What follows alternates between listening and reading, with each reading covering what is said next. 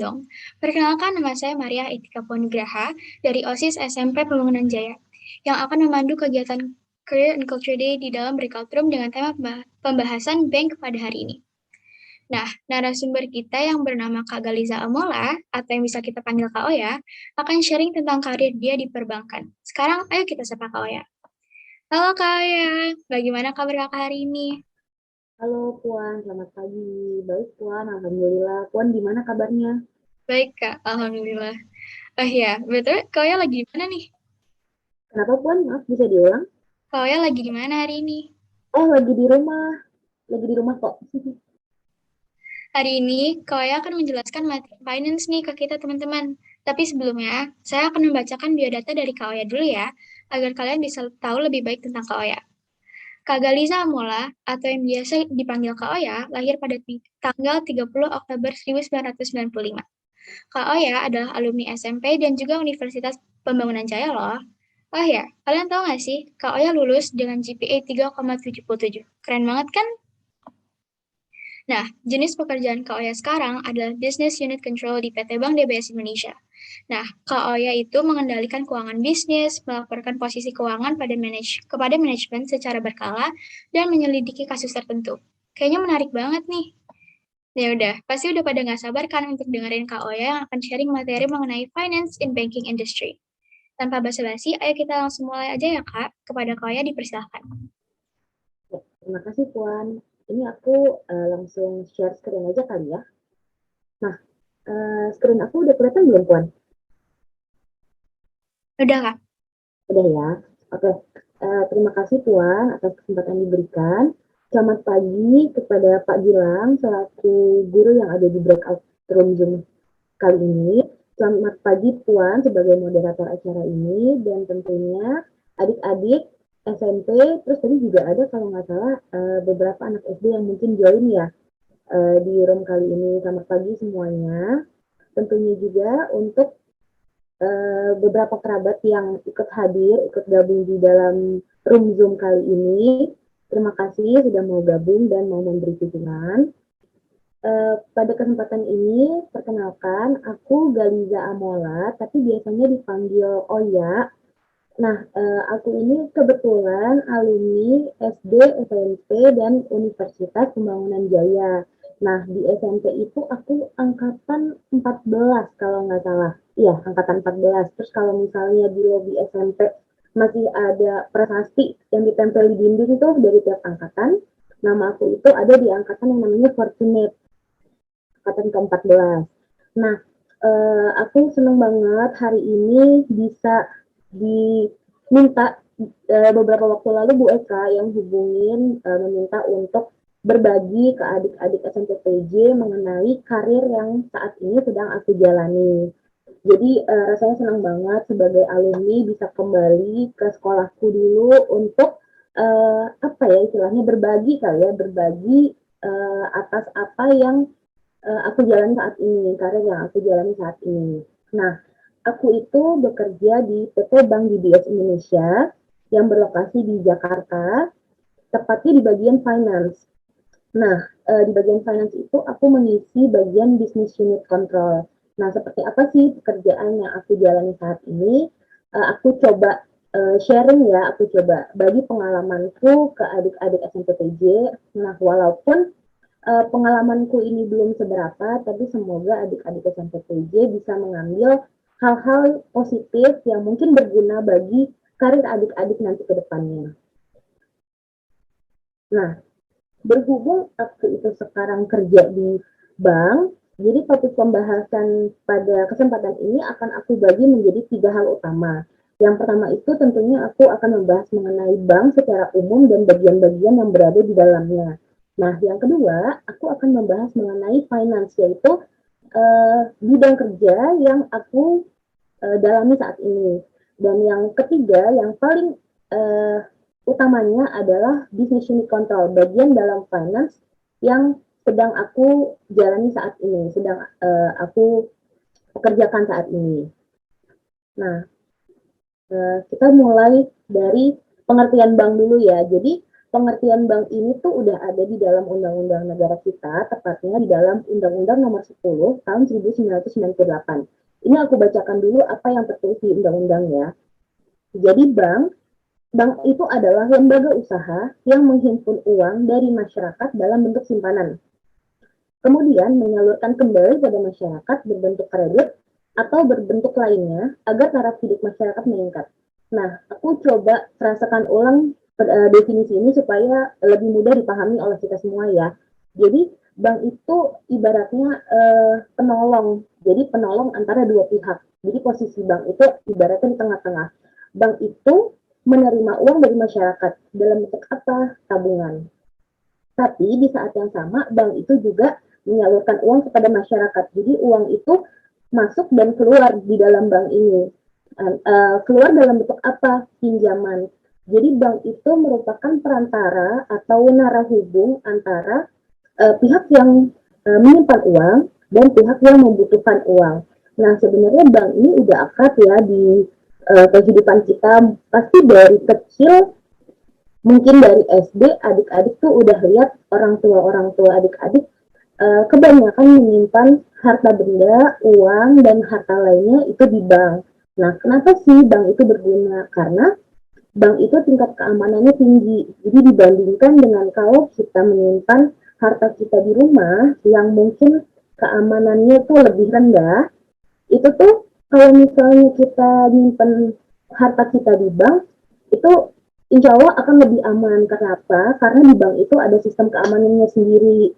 Lalu bank juga berani menjamin bahwa harta yang kita simpan di dalam bank itu akan terjaga dengan baik. Jadi bank itu nggak asal nerima uang terus asal ngeluarin uang. Jadi bank itu punya mekanisme sendiri sehingga masyarakat tuh percaya, oh dengan menaruh harta di dalam bank, harta kita jadi aman, harta kita jadi jelas, jumlahnya berapa, jenisnya apa aja gitu. Terus bagi pihak yang mau meminjam uang kepada bank, itu juga bank nggak asal kasih, karena pasti ada syarat-syarat tertentu yang ditetapkan oleh bank sehingga siapa-siapa aja nih yang berhak untuk menerima pinjaman dari bank. Nah, bentuk pinjaman itu tuh diberikannya nggak hanya ke orang pribadi, bisa juga perusahaan. Jadi pelanggan-pelanggan bank ini tuh banyak banget, nggak hanya dari uh, manusia individu secara pribadi, tapi juga ada perusahaan-perusahaan lainnya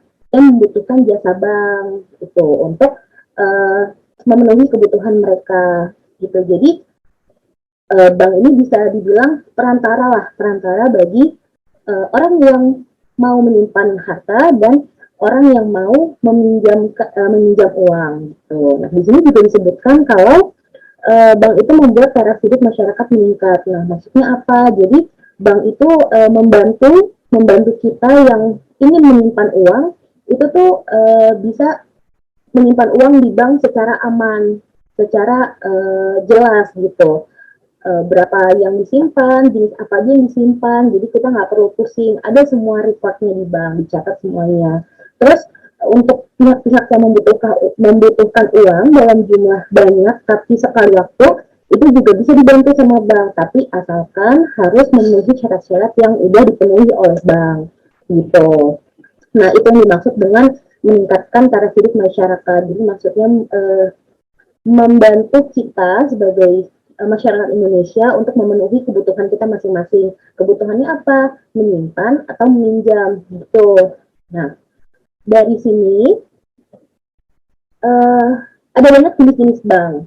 Nah, 4 yang aku bawakan di sini adalah ada bank pemerintah, bank swasta nasional, bank swasta asing, dan bank koperasi. Nah, bank pemerintah ini apa sih? Bank pemerintah ini adalah bank-bank yang dimiliki oleh pemerintah, baik itu pemerintah pusat atau pemerintah daerah. Contohnya apa? Nih, yang sering kita lihat di sekitar kita yang memang cabangnya sudah banyak di Indonesia, itu ada Bank Mandiri, mungkin adik-adik pernah dengar kan? Terus ada Bank Negara Indonesia atau yang lebih dikenal dengan nama BNI. Dan ada juga Bank Rakyat Indonesia atau BRI. Nah, yang kedua ada Bank Swasta Nasional. Bank Swasta Nasional ini apa sih? Yaitu bank yang dimiliki oleh perorangan atau sekumpulan orang yang berstatus sebagai warga negara Indonesia. Contohnya Bank Sentral Asia atau yang dikenal dengan BCA, Bank Danamon, dan Bank Mega. Lalu ada juga bank swasta asing. Nah, bank swasta asing ini didirikan oleh pihak asing.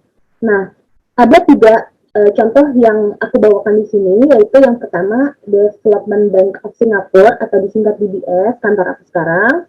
Yang kedua HSBC, HSBC itu dari Hong Kong. Dan yang ketiga Maybank. Kalau Maybank itu asalnya dari Malaysia, negara tetangga kita.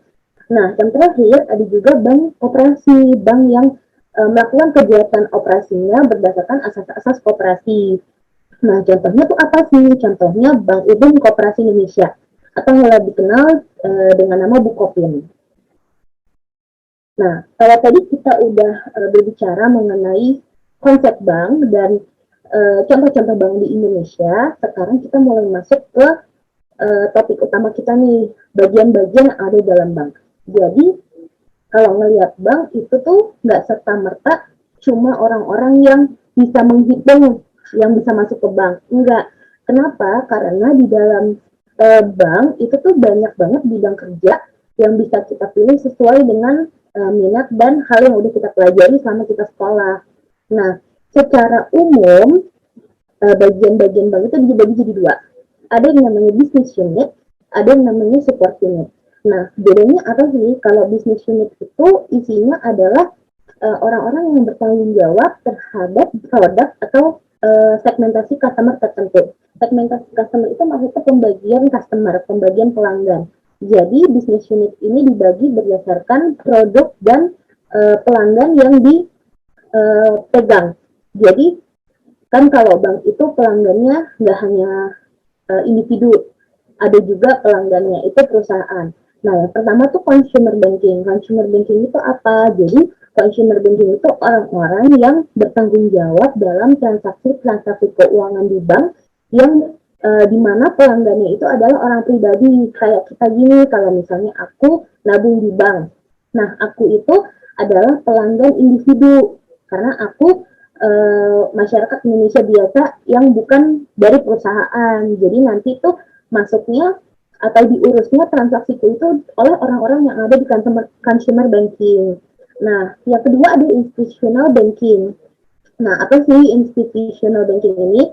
Ini adalah orang-orang yang mengurusi transaksi-transaksi di perbankan yang dimana pelanggannya itu adalah perusahaan. Nah, perusahaan ini kan di Indonesia ada banyak banget dan setiap perusahaan aku yakin pasti masing-masing tuh punya penyimpanan di bank. Karena itu adalah kebutuhan utama perusahaan-perusahaan di Indonesia. Nggak mungkin mereka itu hanya menyimpan uang dan harta bendanya di kantor mereka. Itu nggak mungkin banget. Jadi perusahaan-perusahaan itu pasti butuh jasa perbankan untuk menyimpan atau bahkan meminjam uang untuk kegiatan operasional mereka. Nah, yang ketiga itu ada treasury and market.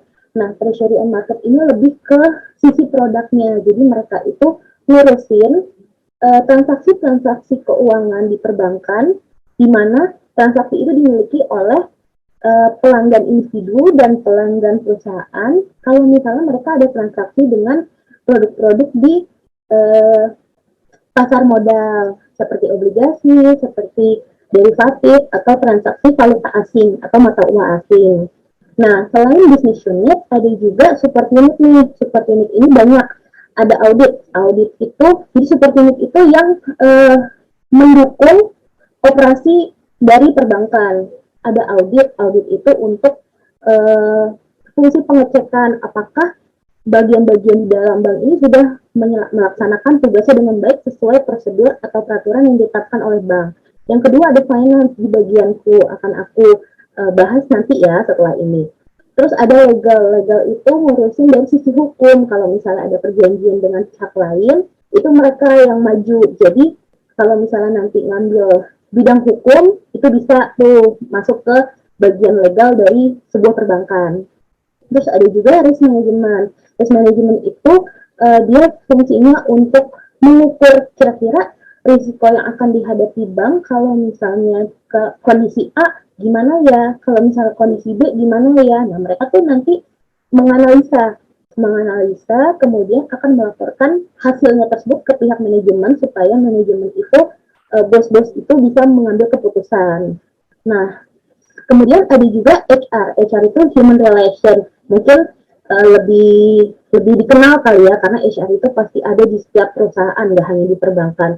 Tugasnya itu untuk mengurus keperluan terkait karyawan yang masuk, kemudian perkembangan karyawan di dalam perusahaan, juga karyawan-karyawan yang mungkin perlu untuk pindah perusahaan. Kemudian ada divisi research. Research itu dia untuk cari tahu nih pesaing-pesaing, terus pesaing-pesaing bank itu kelebihannya apa aja ya. Nah, kira-kira apa ya yang harus dilakukan bank kita untuk bersaing nih dengan yang lainnya, supaya bank kita banyak yang mau nyimpen uang di sini, banyak yang mau minjem uang di sini gitu. Nah, yang terakhir juga ada operations, di mana operations ini yang melakukan transaksi perbankan perhariannya. Jadi kalau misalnya ada uang masuk ke bank, itu dicatatkan oleh teller, kemudian nanti pihak operations atau pihak operasi yang akan mengklasifikasikan ini transaksinya dari yang pelanggan mana, tanggal berapa, jumlahnya berapa, masuk ke sistem masing-masing gitu. Nah, ini secara umum ini adalah bidang kerja yang ada di dalam sebuah bank. Nggak semua bank template-nya kayak gini, tapi kurang lebih secara umum inilah bagian-bagian di dalam suatu bank. Jadi adik-adik nanti kalau misalnya memang berminat untuk kerja di bank, inilah bidang pekerjaan atau bidang minat yang bisa dipilih sesuai yang adik-adik mau gitu. Nah, selanjutnya masuk ke bagian finance, yaitu bagian yang aku jalani saat ini. Di finance itu dibagi-bagi lagi sebenarnya. Jadi nggak hanya business unit control, tapi ada 7 bagian di dalam finance. Kalau di tempatku bekerja, itu yang pertama ada treasury. Treasury itu ibaratnya ngurusin suku bunga yang akan diberikan kepada pelanggan, baik itu pelanggan yang meminjam atau yang menyimpan uang. Karena kan logikanya pelanggan yang menyimpan uang itu akan mendapatkan bunga kan. Jadi uang kita misalnya yang tadinya 10.000 ditaruh di bank. Nah, dalam beberapa waktu mendatang itu nggak hanya 10.000, bisa bertambah menjadi 11.000, 12.000, 13.000 sesuai lama waktu kita menabung. Begitu juga yang meminjam. Yang meminjam itu misalnya meminjam 50.000. Nah, bank kasih uangnya ke peminjam 50.000. Nah, nanti saat peminjamnya ini mau membalikan uang ke bank, itu biasanya dikenakan bunga. Misalnya kamu minjem 50.000 ya, nanti setelah 1 tahun berjalan, pas kamu balikin uangnya, balikinnya 52.000. Nah, 2.000-nya itu adalah bunganya. Nah, jadi bagian treasury yang menentukan berapa nih bunga yang harus dikenakan ke yang menyimpan dan yang meminjam. Kedua ada business unit control yang nanti aku akan bahas lebih dalam. Lalu ada bagian tax yang mengurus perpajakan atas transaksi-transaksi yang dilakukan oleh bank. Kemudian ada sistem, jadi sistem ini ngurusin kan sekarang kita semuanya udah pakai sistem, jarang ada pencatatan manual lagi. Jadi semuanya udah pakai laptop, ada sistem sendiri. Nah, orang-orang yang bekerja di dalam sistem finance ini adalah yang membantu setiap bagian kalau misalnya ada pengembangan dari pencatatan mereka. Oh, mereka butuh sistem A untuk mencatat ini. Nah, terus mereka minta nih ke orang sistem, tolong dong bikinin sistem seperti ini supaya transaksi saya berjalan dengan lancar. Nah, terus ada juga tim accountable. Accountable ini adalah mengurus tagihan-tagihan yang masuk ke dalam bank. Misalnya untuk pembayaran sewa gedung, pembayaran AC, terus pembayaran misalnya pasang spanduk di jalan. Nah, itu tagihannya masuk ke orang-orang accountable. Jadi orang-orang yang ngurusin bagian promosi itu datang ke accountable ini, tagihannya misalnya 5 juta, tolong bayarin ya ke rekening ini atas nama ini untuk keperluan ini gitu. Terus ada juga regulatory reporting dan group reporting. Sebenarnya fungsinya sama. Fungsinya adalah pelaporan. Tapi bedanya yang regulatory itu lapornya ke BI dan OJK. BI itu Bank Indonesia, bank sentralnya bank-bank di Indonesia. Lalu ada OJK, Otoritas Jasa Keuangan. Jadi kayak bapak ibunya bank-bank di Indonesia. Nah, sementara kalau yang grup itu dia ngelapornya ke kantor pusat. Nah, kebetulan kantor pusat aku di Singapura. Jadi mereka ini akan melapor tiap bulannya kepada orang-orang yang ada di Singapura. Ini loh, per bulan ini transaksinya ada sekian, jumlahnya sekian, kondisinya baik atau buruk gitu. Nah, selanjutnya, sebentar. Ini screen aku udah ganti belum ya? Belum, Kak. Masih di finance ya? Iya. Coba bentar ya, sepertinya not responding. Sekarang udah ganti? Udah, Kak. Oke, sekarang baru masuk ke bagian yang aku kerjakan saat ini, di mana aku ada di tim Business Unit Control. Nah, apa sih Business Unit Control? Jadi uh, aku itu membantu orang-orang di business unit untuk menyelenggarakan transaksi mereka dengan baik, mencatat transaksi mereka dengan baik. Yang pertama, aku itu membantu mereka dalam mencatat keuangan dan penyajian data keuangan. Jadi kalau misalnya harian, aku tuh ngecek transaksi yang masuk tuh apa aja ya. Nah, jumlahnya berapa ya? Kalau misalnya ada transaksi yang aneh, misalnya biasanya transaksinya itu 100.000, terus tiba-tiba masuk transaksi 1 juta. Nah, itu adalah tugasku untuk mengecek ke bagian bisnis unit. Ini transaksi apa ya? Kok tiba-tiba besar? Biasanya 100.000, ini tiba-tiba 1 juta. Nah, nanti aku akan memastikan bahwa transaksi itu memang transaksi yang layak untuk dijalankan di dalam bank. Karena bisa aja transaksi itu salah catat misalnya, atau salah tagih ke pelanggan. Itu bisa aja terjadi. Jadi tugas aku untuk mengontrol nih, di transaksi harian ada transaksi yang aneh enggak. Kalau misalnya ada yang aneh, dikasih tahu ke business unit, ditanya ini apa, jadi dicek gitu. Terus yang kedua ada membuat beberapa penyesuaian kelengkapan data yang tidak dapat dijangkau oleh sistem. Jadi bisa aja di dalam sistem misalnya nggak kecatat transaksi A, ini transaksi atas customer yang mana ya, pelanggan yang mana ya, misalnya eh, masuk pendapatan misalnya 5 juta, tapi nggak ketahuan customernya yang mana, pelanggan yang mana. Nah, itu adalah tugasku untuk memetakan. Jadi me, apa ya, mengidentifikasi, oh transaksi yang ini itu atas customer ini, masukin ke dalam sistem. Itu tugas aku. Nah, yang ketiga, itu aku harus membuat laporan keuangan secara periodik untuk keperluan manajemen dalam dan luar negeri. Jadi setiap bulannya, di setiap awal bulan, itu aku akan mencatat nih, setelah transaksi 1 bulan, misalnya sekarang kan bulan Maret.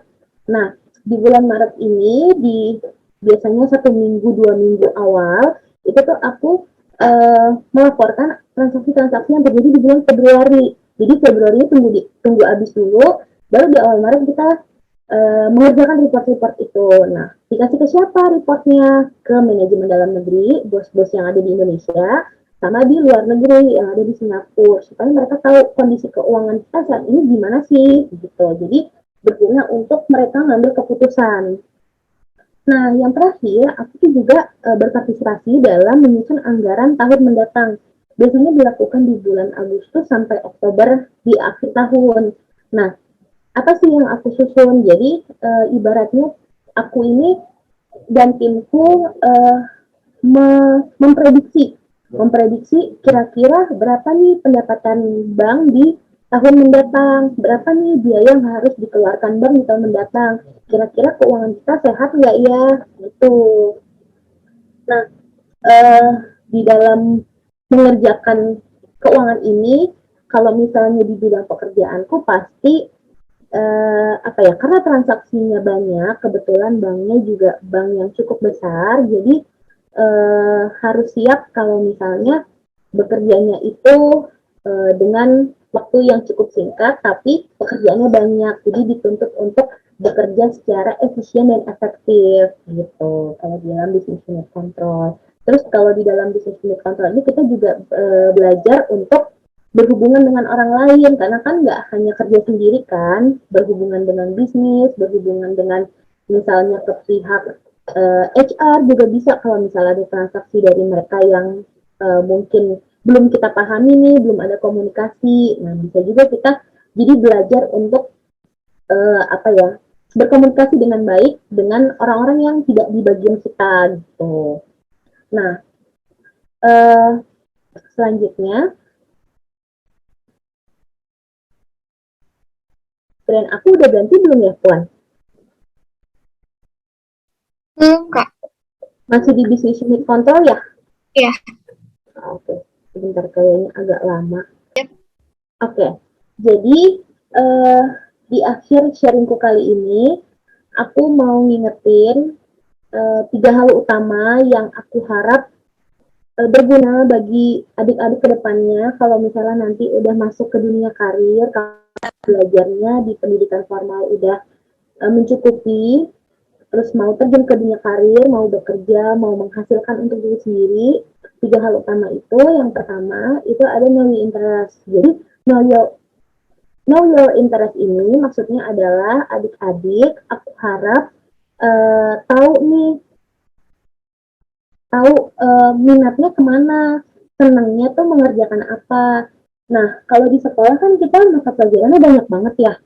Pasti ada yang satu atau dua lah, atau mungkin lebih dari dua, yang adik-adik tuh kalau belajar itu ngerasa senang gitu, walaupun misalnya materinya banyak, walaupun ujiannya banyak, tapi eh, biasanya ada kecondongan kita tuh pas belajar ini, oh saya seneng deh ngutak-ngatik gitu, misalnya apa namanya, misalnya senangnya di matematika, ngutak-ngatik rumus, ngutak-ngatik angka, atau misalnya senangnya di biologi, senang belajar tentang anatomi tubuh, baik itu manusia atau hewan, atau misalnya senang belajar komputer, senang ngutak-ngatik sistem. Nah, awalnya tuh kita harus tahu kita tuh minatnya di mana.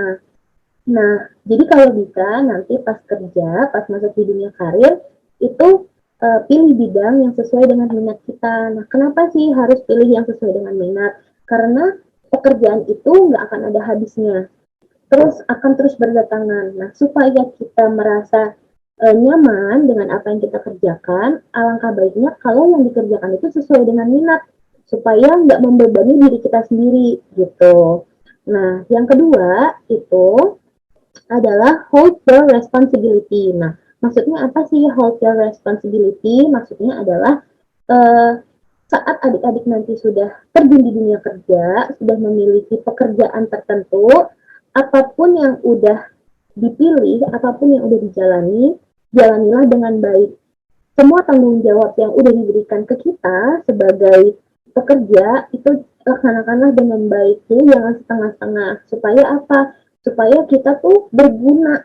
Supaya kita tuh berguna bagi yang mempekerjakan kita. Atau kalau misalnya kayak tadi kan juga ada Kak Natasha, dia sebagai entrepreneur, dia mempekerjakan dirinya sendiri. Itu juga berarti dia berguna bagi dirinya sendiri dan dia memberikan manfaat bagi orang lain gitu.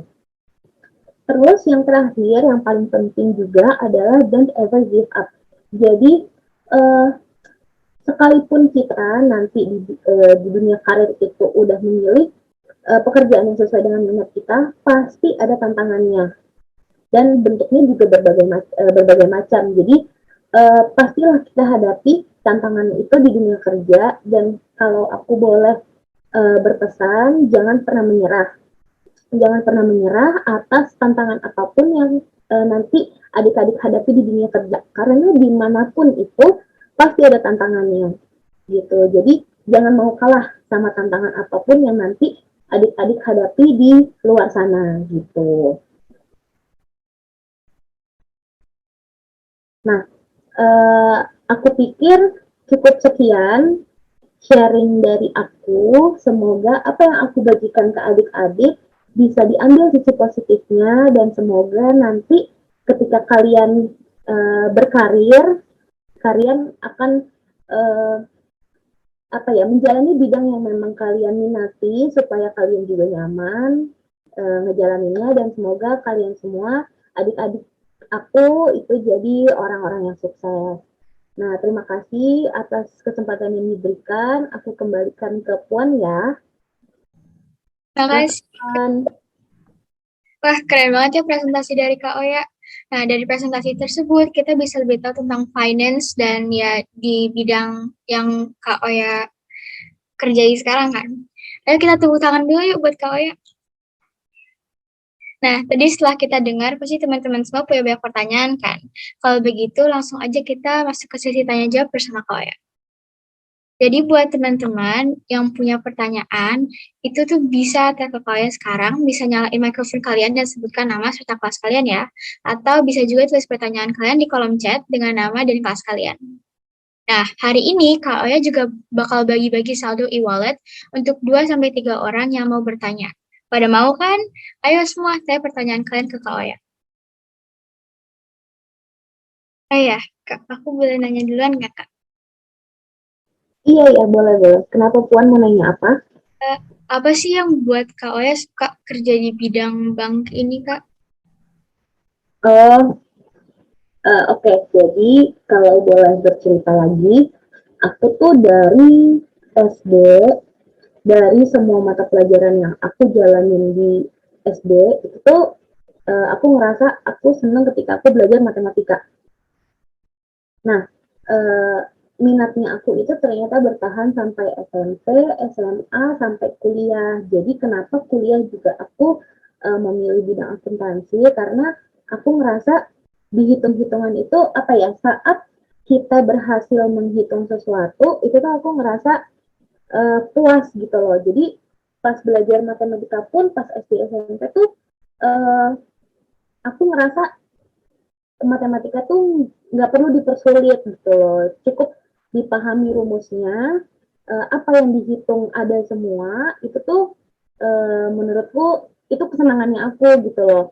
Jadi dibandingkan dengan misalnya belajar biologi atau belajar eh, apa ya yang lainnya yang harus menghafal banyak detail, aku tuh merasa cukup kesulitan. Nah, tapi kalau di matematika tuh aku merasa lebih mudah memahaminya, lebih mudah menghitungnya. Nah, kenapa aku juga memilih bidang pekerjaan di bagian keuangan karena inilah minat aku gitu. Jadi aku pengen kerja di bagian yang aku minati. Kenapa? Supaya pas ngejalaninnya itu nggak terlalu terbebani rasanya gitu Puan. Karena kalau di dunia kerja itu pasti banyak tantangannya. Nah, at least setidaknya kalau misalnya kita bekerja di bagian yang kita minati, saat bekerja tuh kita masih kerasa nyamannya gitu loh. Walaupun kerjanya banyak nih, walaupun waktunya sempit, tapi ngerasanya tuh nggak beban-beban amat lah istilahnya gitu Puan. Jadi awalnya tuh dari suka pelajaran matematika, makanya aku ambil kuliah akuntansi, keuangan, dan aku saat ini bekerja alhamdulillah di bagian keuangan juga gitu. Makanya tadi aku juga bilang ke adik-adik lebih baik kalau misalnya adik-adik tuh tahu minatnya di mana. Jadi supaya lebih terarah. Nggak harus sekarang nggak apa-apa karena pasti akan berproses seiring berjalannya waktu kan juga masih SMP ya. Tapi setidaknya udah ancang-ancang nih, oh materi pelajaran yang lumayan aku senengin yang ini nih gitu. Terus kalau misalnya memang nggak ada yang dari semua materi pelajaran nih nggak ada yang diminatin misalnya, kerasanya beban gitu belajar. Cuma mungkin minat kalian bisa juga ada di bidang non akademik. Kayak misalnya kalau di SMPTJ kan banyak acara-acara, terus kalian pasti bisa terlibat di dalam acara. Terus misalnya kalian ngerasa nyaman nih bikin acara, berhubungan dengan orang banyak, kerjasama dengan orang banyak, mengorganisasi, mengatur acara dengan sedemikian rupa. Bisa aja nanti kalian kerja di bagian event organizer gitu. Jadi nggak semuanya harus dibilang akademik. Jangan memaksakan diri. Nggak apa-apa kalau misalnya minatnya bukan di bidang akademik. Bidang-bidang yang misalnya matematika, biologi, kimia, sejarah, atau misalnya bahasa gitu kan. Kalau misalnya bidangnya di bidang non akademik juga nggak apa-apa. Asalkan kalian tuh tahu kalian nanti mau kerja apa di bidang apa dan pegang tanggung jawab kalian dengan baik gitu. Makasih, Kak. Oh ya, ngingetin lagi nih buat template pertanyaan bisa tahu ngomong sekarang. Mumpung waktunya tinggal sampai 10.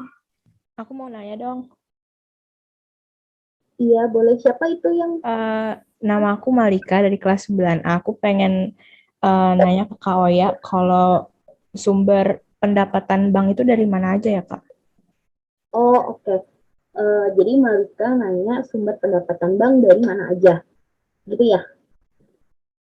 Iya, Kak. Nah, jadi kalau sumber pendapatan bank itu ada beberapa, tapi yang paling banyak itu adalah dari pendapatan bunga. Nah, pendapatan bunga ini tuh dapetnya dari mana? Dari orang-orang yang meminjam ke bank. Nah, tadi pas aku lagi sharing materi kan aku bilang ya, kalau orang yang meminjam ke bank itu dia saat mengembalikan uang tersebut, uang yang udah dia pinjam itu enggak dengan jumlah yang sama. Misalnya dia di 1 Januari dia meminjam uang ke bank itu sebesar 1 juta, misalkan ya. Nah, sementara perjanjian yang udah disepakati oleh bank, pinjaman itu harus dikembalikan dalam waktu 1 tahun nih. Nah, berarti misalnya dia akan bayarkan di 1 Januari tahun mendatang. Nah, tapi yang dibayarkan itu nggak 1 juta. Misalnya dikenakan eh, misalnya dikenakan bunga sebesar 1% misalnya. Berarti 1 juta dibagi 100, 10.000. Nah, nanti dia balikin ke bank 1 juta 10.000. Nah, 10.000-nya ini yang merupakan pendapatan bagi bank. Karena kan ibaratnya dia minjemin 1 juta. Terus nanti uangnya bakal balik ke dia 1 juta 10.000. Nah, 1 juta ini kan memang uang dia di awal. Nah, yang nambah tuh berapa? 10.000. Nah, itu adalah salah satu pendapatan yang dimiliki oleh bank, yang dikoleksi, yang dikumpulkan oleh bank. Jadi dari pihak-pihak yang meminjam. Nah, biasanya juga kalau misalnya yang meminjam itu adalah perusahaan-perusahaan besar. Nah, mereka itu juga meminjam, nggak asal meminjam. Jadi meminjam itu ada biayanya. Misalnya minjemnya 1 juta. Nah, nggak deh, kita misalnya minjemnya gede nih, 500 juta misalnya.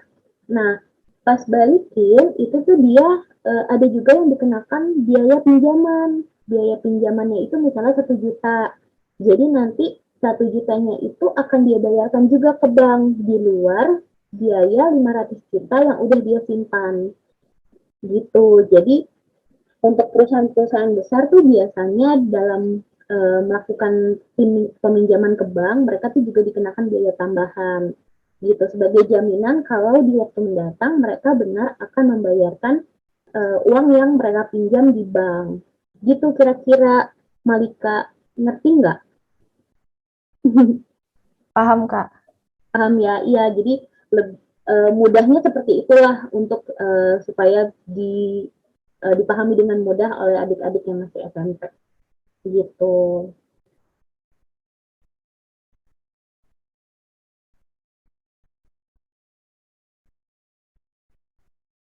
Malika ada pertanyaan lain atau dikembalikan ke Puan? Kembali ke Puan aja, Kak. Terima kasih. Terima kasih Malika. Silakan Puan. Terima kasih, Kak Malika. Oh ya, kalian kayaknya masih ada waktu loh. Kalian ada mau nanya lagi nggak? Oke, izin ingetin ke teman-teman semua ya, Puan. Buat teman-teman SPJ, teman-teman kan ada tugas ini ya, English Plus ya. Nah, untuk worksheet-nya atau lembar kerjanya udah dikasih di kolom chat tadi. Jadi, yuk teman-teman boleh tanya apa yang dibutuhin di worksheet itu. Silakan bertanya teman-teman.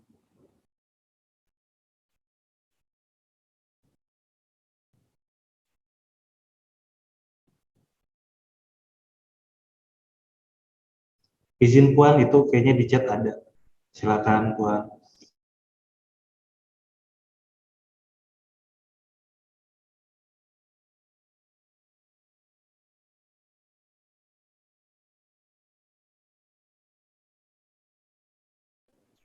Ini Damas.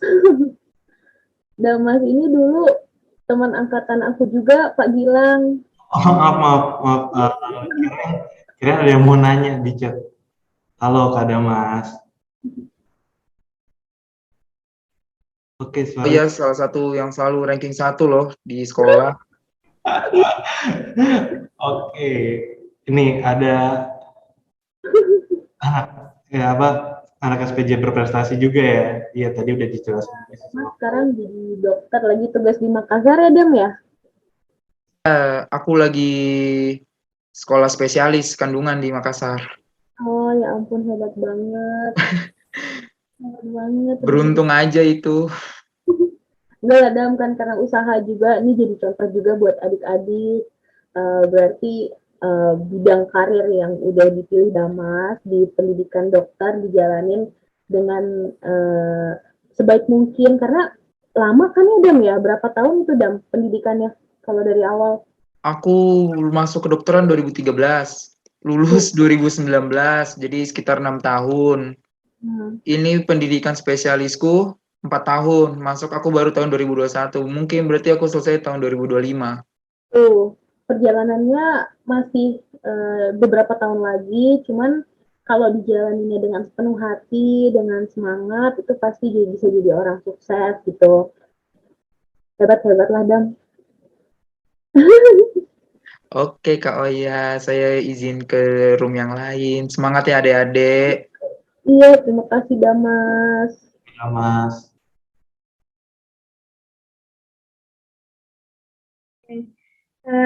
Boleh nggak aku tutup sharingnya buat Q&A-nya hari ini?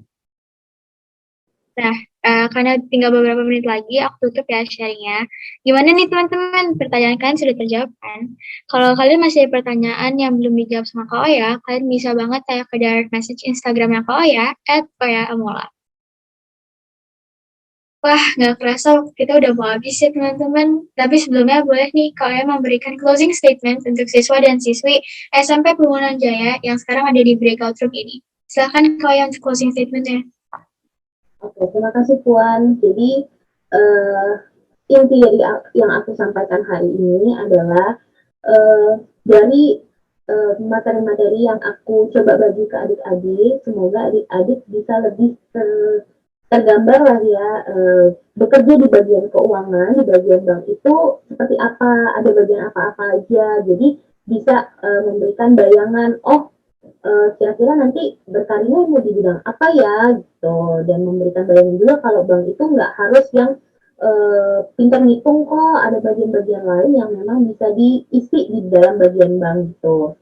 Nah, kebetulan untuk adik-adik yang ada di room ini, aku berpesan nanti ketika kalian udah memasuki dunia karir, bekerjalah dengan baik, yang kalau bisa di minat kalian supaya bekerjanya tidak beban. Tetapi kalau misalnya memang kalian masuk ke bidang karir yang udah kalian pilih, itu pegang tanggung jawab kalian dengan baik, lakukan pekerjaan kalian dengan baik, dan jangan pernah menyerah terhadap tantangan apapun yang nanti kalian hadapi di bidang pekerjaan.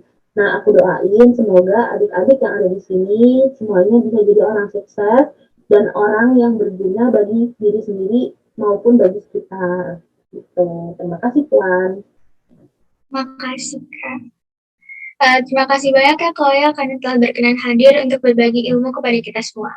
Terima kasih juga Bapak Ibu Guru dan teman-teman sekalian yang sudah menyimak dan aktif bertanya di acara Career and Culture Day hari ini. Semoga materi yang kita dapat itu bermanfaat ya untuk kita semua. Saya Puan, selaku moderator sesi ini, mengucapkan terima kasih dan mohon maaf jika ada hal-hal yang berkenan. Saya pamit undur diri ya semua. Sampai jumpa. Wassalamualaikum warahmatullahi wabarakatuh.